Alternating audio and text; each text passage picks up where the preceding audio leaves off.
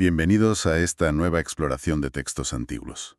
Hoy nos vamos a un momento realmente denso del Génesis, el capítulo 48. La imagen es poderosa. Jacob, ya muy mayor, enfermo, en Egipto, y recibe la visita de su hijo José. Pero no viene solo. Trae a sus propios hijos, Manasés y Efraín. Nuestra guía, claro, será este mismo capítulo del Génesis. Efectivamente. Y lo que queremos hacer es, analizar bien todo lo que pasa en ese encuentro.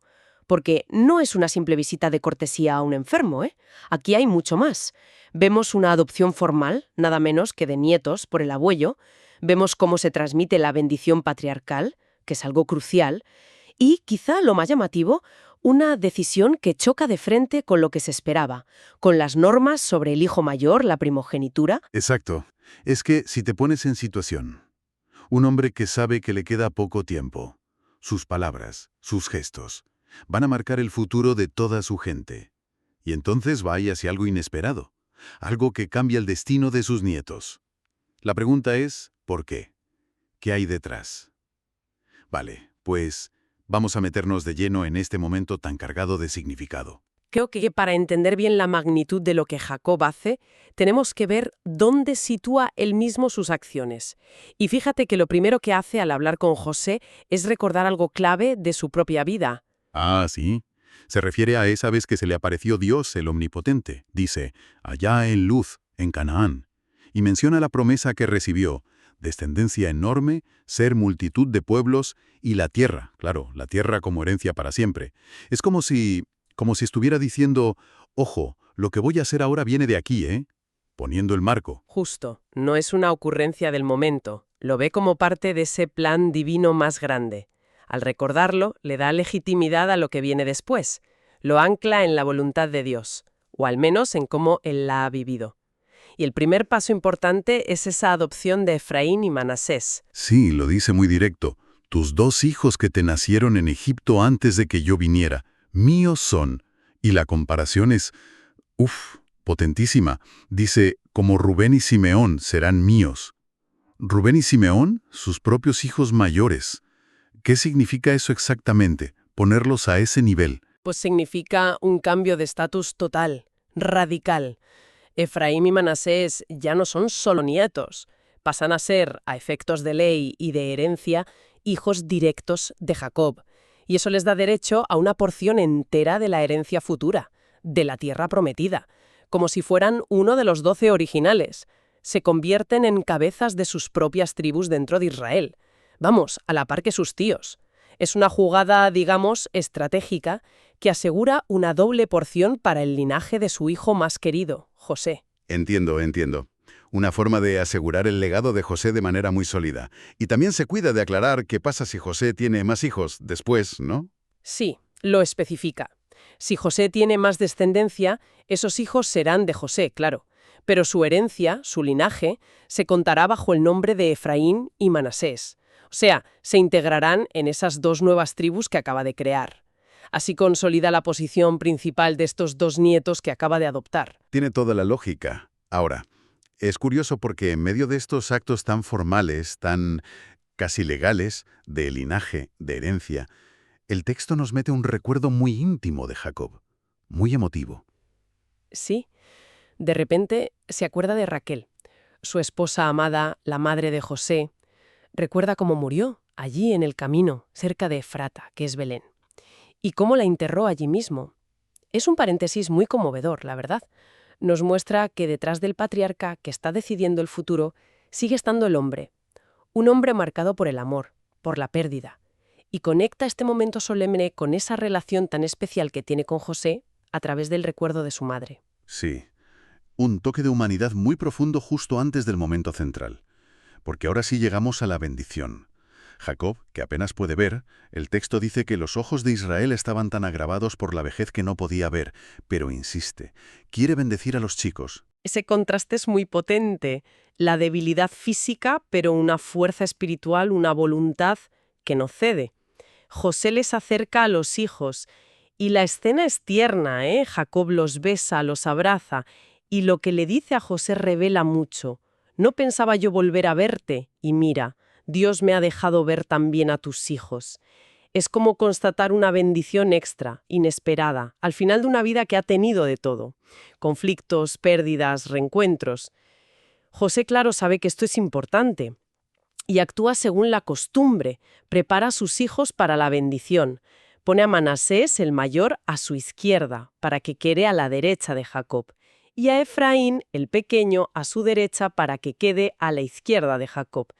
Todo listo para que la mano derecha, la principal, vaya sobre el primogénito. Exacto, sigue el protocolo. La mano derecha siempre simbolizaba la fuerza, la autoridad, la bendición más plena.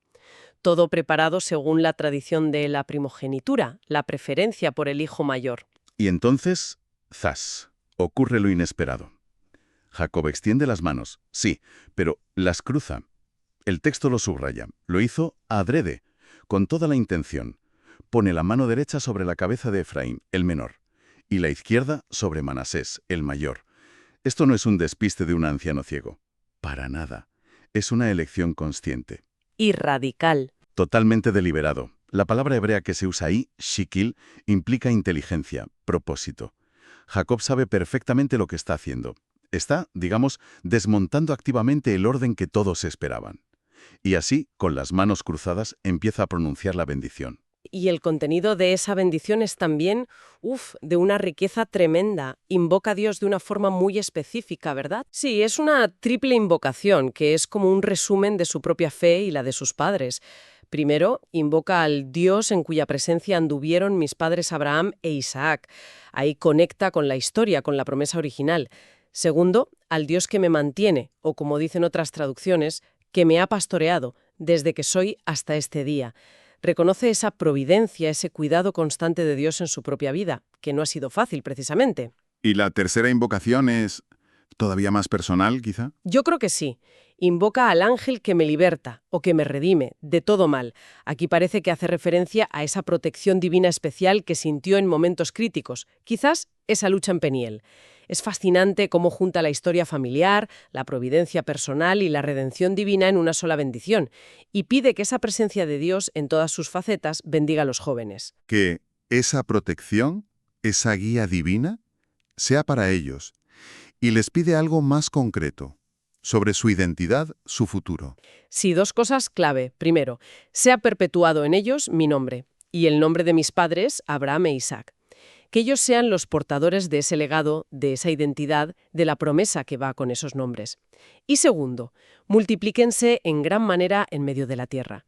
Esto es un eco clarísimo de la promesa original a Abraham. Pide para ellos un crecimiento, una fecundidad extraordinaria. Vale. Jacob ha cruzado las manos a propósito.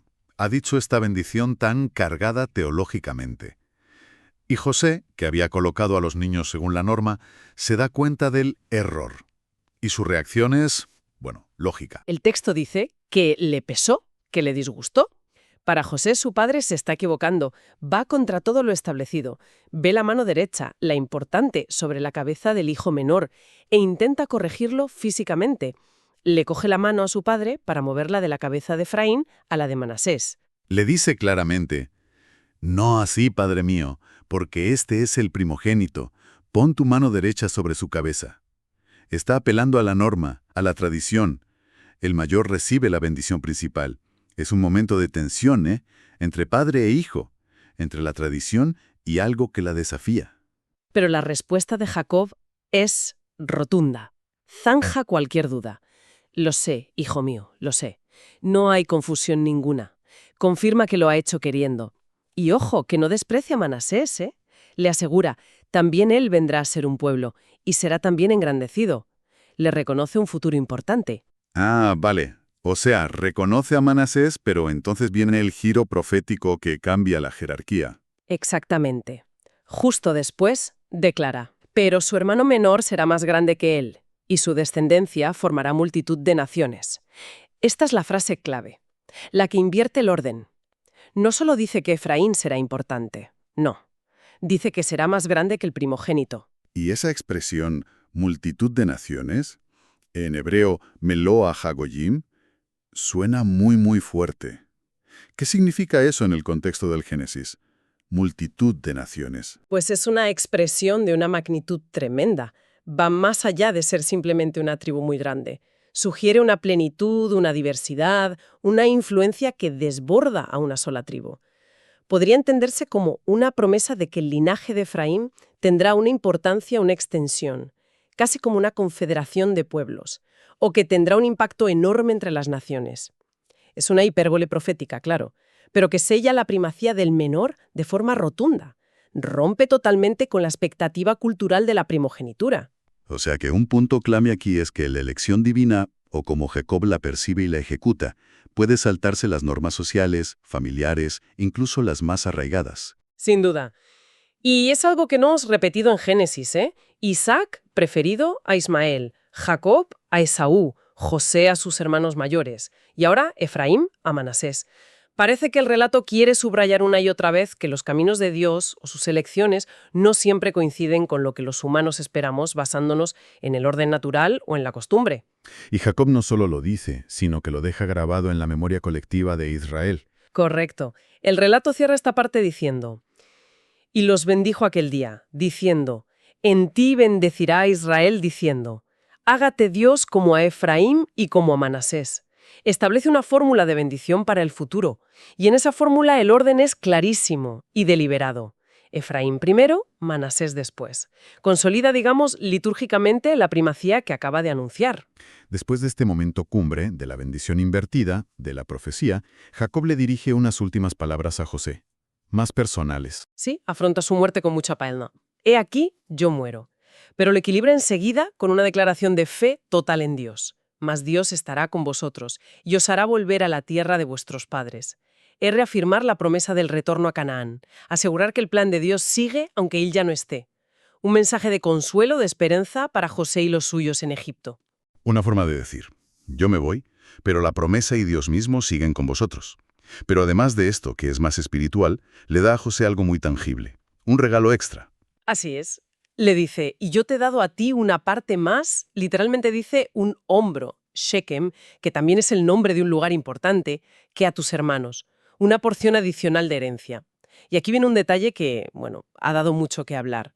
Especifica que esa porción la tomó de mano del amorreo con mi espada y con mi arco. Esa mención de una conquista militar personal de Jacob, mi espada y mi arco, choca un poco, ¿no? No es la imagen que solemos tener de él en Génesis. Él era más estratega o incluso huía del conflicto directo a veces. Es enigmático, sí. No hay otro relato en Génesis que nos cuente que Jacob conquistará tierras a los amorreos así, por la fuerza. Algunos han intentado conectarlo con lo que pasó en Siquiem, en Génesis 34, donde sus hijos, Simeán y Leví, sí usaron la espada, aunque Jacob les riñó por ello. Otros piensan que quizá se refiere a conflictos que no quedaron registrados, o que tiene un valor más bien simbólico. Simbólico.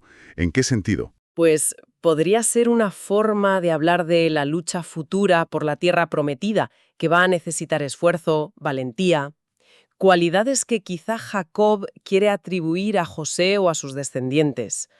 O tal vez es una forma de reclamar una propiedad basada en algún derecho adquirido por la fuerza en el pasado, aunque no sepamos los detalles. Lo que está claro es que le da a José un beneficio material extra, una primacía también tangible sobre sus hermanos, quizá como reconocimiento por salvar a la familia, y lo vincula a la tierra de Canaán. Interesante cómo se mezcla lo espiritual y lo material hasta el final. Bueno, pues si tuviéramos que resumir lo esencial de este análisis de Génesis 48, ¿cuáles serían los puntos que no podemos olvidar? Yo diría que hay 4 cosas fundamentales. Primero, la adopción de Efraín y Manasés. No es solo cariño de abuelo, es una acción estratégica de Jacob para darle una doble porción de herencia y estatus de tribu al linaje de José dentro de Israel. De acuerdo. Segundo punto clave, la bendición con las manos cruzadas. Es un acto totalmente deliberado, consciente. Jacob está convencido de algo que le lleva a romper con la tradición de la primogenitura. Exacto. Tercero, la profecía clara que acompaña ese gesto. Efraín, el menor, será más grande que Manasés y su descendencia será multitud de naciones. Esto no solo invierte el orden, establece una nueva jerarquía, una basada en una elección que Jacob implícitamente atribuye a Dios. Y cuarto, aunque sabe que va a morir, Jacob reafirma con muchísima fuerza la promesa divina. Dios seguirá con ellos y volverán a Canaán. Ancla el futuro en la fidelidad de Dios. Y a la vez, le da a José ese legado terrenal específico y un poco misterioso. Esos serían los pilares de este capítulo, creo yo. Nos muestran a un patriarca usando toda su autoridad, espiritual y familiar, para dar forma al futuro de su descendencia, basándose en cómo él entiende la voluntad divina y en su propia experiencia de vida. Todo esto nos deja pensando. El relato insiste mucho en que Jacob lo hizo adrede, de forma deliberada, casi desafiando la costumbre. Parece que le guía una visión, una certeza interior que le permite ir más allá de la tradición. Y esto nos lleva a una reflexión final, quizá. Este episodio plantea muy bien esa tensión o esa interacción entre lo que se percibe como voluntad divina y las estructuras humanas, las tradiciones como la primogenitura. Esto dentro de un relato que es fundacional para un pueblo. Cómo dialogan, o a veces cómo chocan, la revelación que uno siente y la costumbre heredada. Es una pregunta potente que va más allá del texto en sí. Y ligado a eso, ¿cómo influyó en la historia real esta bendición concreta, esta primacía que se le da proféticamente a Efraín? ¿Cómo marcó la identidad, las relaciones de poder entre las tribus que descendieron de estos dos hermanos a lo largo de la historia de Israel? Las semillas que se plantan aquí tuvieron, seguro, un desarrollo largo y complejo. Algo para seguir dándole vueltas.